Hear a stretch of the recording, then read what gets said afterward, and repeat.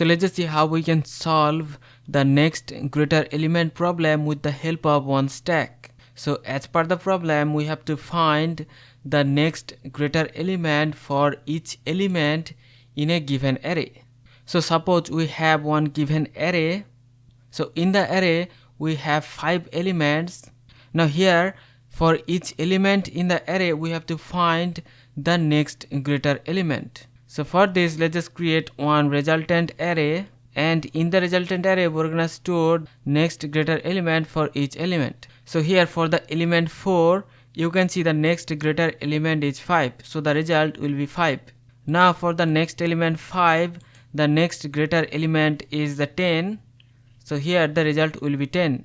Now for the number 2, the next greater element is the number 10, so here the result will be 10. Now for the number 10, so there is no next element which is greater than 10, so here the result will be -1. So for the value 8, there is no more elements left in the array, so because of this the result will be -1. So here in the resultant array we have the next greater element for all the elements. Now to find this next greater element efficiently, we can use the stack data structure. So here is the approach to find the next greater element. So first of all, we have to traverse the array from right to left. So we have to traverse from right to left, and initially the resultant array will be empty, and also we need one stack to perform the operation. So first of all, we're gonna work with the element 8, and let's just follow this algorithm. So here for each element we're gonna perform these 3 steps. So while the stack is not empty and the top of the stack is less than or equal to the current element, in that case we're gonna pop the element from the stack. Now after doing this operation, if we see that the stack is not empty, then the top of the stack will be the next greater element for that particular element. Otherwise, suppose if the stack is empty, in that case there is no greater element, so the result will be -1. So here first of all we are gonna work with the element 8. So you can see the stack is currently empty, so the top is pointing to -1. So because the stack is empty, so there is no greater element for the element 8, so the result will be -1. And then we're gonna push the current element onto the stack. So that means we're gonna push this element 8 into our stack, so the top will point to this new element. So next we're gonna work with the element 10, and we're gonna perform these 3 steps again. So first of all we're gonna check if the stack is empty or not. So currently the stack is not empty. Now we have to perform the comparison. So we have to compare if the top of the stack is less than or equal to the current element. So you can see 8 is less than or equal to the current element 10. So in that case we have to pop the element from the stack. So that means we have to pop this element, so the stack will be empty again. So after performing the operation, our stack is empty. So that means there is no greater element, so the result will be -1.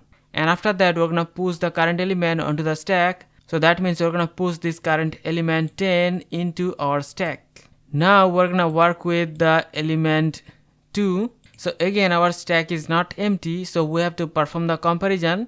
So 10 is not less than or equal to the number 2. So because of this we don't have to pop any element, so the top of the stack will be the result for the element 2. So 10 will be the next greater element for the element 2. And after that we're gonna push the element onto the stack. So we're gonna push the current element 2 onto the stack. And next we're gonna work with the element 5. So first of all the stack is not empty, and we have to perform the comparison. So here we're gonna check the top of the stack is less than or equal to 5 or not. So you can see the top of the stack is less than 5, so that means we have to pop this top element. So we're gonna remove this element 2, and after comparing with all the elements we're gonna stop for the element where the value will be greater than the current element. So in that case this will be the next greater element for this value 5. So here the result will be 10, and then we have to push that current element onto the stack. So in the stack we're gonna have the value 5. And next we're gonna work with the element 4. So again we have to perform the comparison because the stack is not empty. So we're gonna check if the stack top is less than or equal to 4 or not. So you can see the value 5 is greater than 4. So this 5 will be the next greater element for the element 4. So here the result will be 5. So you can see we're done with all the elements in the array, and here we got the result. So here is the function to find the next greater element. So we need one stack and also the resultant array where the result will be stored, and the top pointer which will point to the top of the stack. Now here inside the function it will take one array. We're gonna pass the problem array containing all the elements, and here is the size of the array. Now first of all we're gonna initialize the result array. All the elements of the result array will be initially -1, and then we're gonna traverse the array from right to left. So we're gonna traverse this given array from the rightmost element to the left. So we're gonna start from n-1 till I is greater than equal 0. That means till the first position.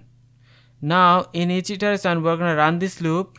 So as long as our stack is not empty and the stack top is less than equal the current element, then we're gonna pop the top element. So we're gonna reduce the top. That means we are popping the top elements in our stack.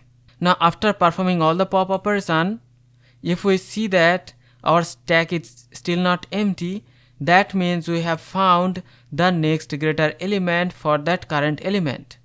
So in that case the stack top is the result, so we're gonna store the result in our resultant array, and after that we're gonna push the current element onto the stack. So here in our stack we're gonna store the current element.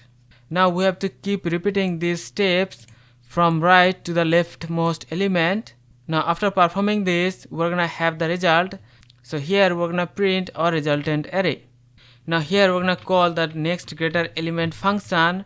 So first of all we're gonna pass the problem array and the size of the array. So here you have the resultant array containing all the elements, which is the next greatest element for all the elements in our problem array.